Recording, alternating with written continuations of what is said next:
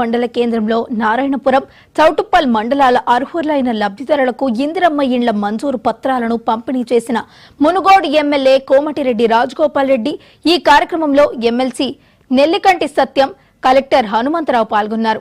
ఏపీలో కాంగ్రెస్ ప్రభుత్వం ఏర్పడి 18 నెలల్లోనే పెద్ద ఎత్తున డబుల్ బెడ్రూమ్లు అందించడం చాలా సంతోషంగా ఉందని ఎమ్మెల్యే కోమటిరెడ్డి రాజగోపాల్ రెడ్డి అన్నారు.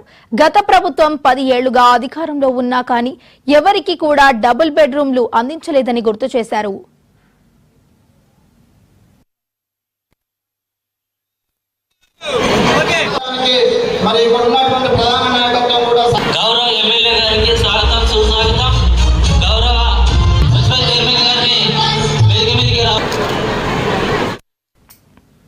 మునుగోడు నియోజకవర్గంలో 3500 ఇందిరమ్మ ఇండ్లు మంజూరయ్యాయని చెప్పిన ఆయన మొత్తం 10,000 ఇండ్లు కావాలని మంత్రి పొంగులేటి శ్రీనివాసరెడ్డితో మాట్లాడి నియోజకవర్గంలో అర్హులైన ప్రతి నిరుపేదకు ఇందిరమ్మ ఇండ్లు వచ్చే వరకు కొట్లాడతానని అన్నారు.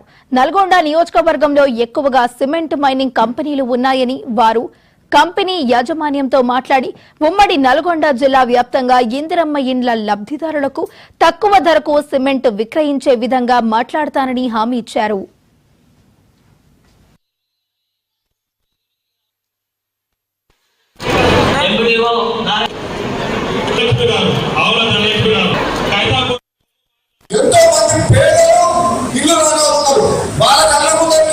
మిగతా వాళ్ళకి వచ్చి మాకు రాకుంటే వాళ్ళు బాధపడరు.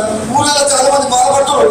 వాళ్ళందరూ చెప్తున్నారు ఈ వేదిక ద్వారా నిరుపేద కుటుంబంలో ఉండి ఇల్లు రాని వాళ్ళు, జాగా లేక ఇల్లు రాని వాళ్ళు, వివిధ కారణాల వల్ల ఇల్లు రాని వాళ్ళు ఎవరు కూడా ఆశ్చర్యపడద్దు, బాధపడద్దు. మీకు ఇంటి ఇచ్చే బాధ్యత కావాలి.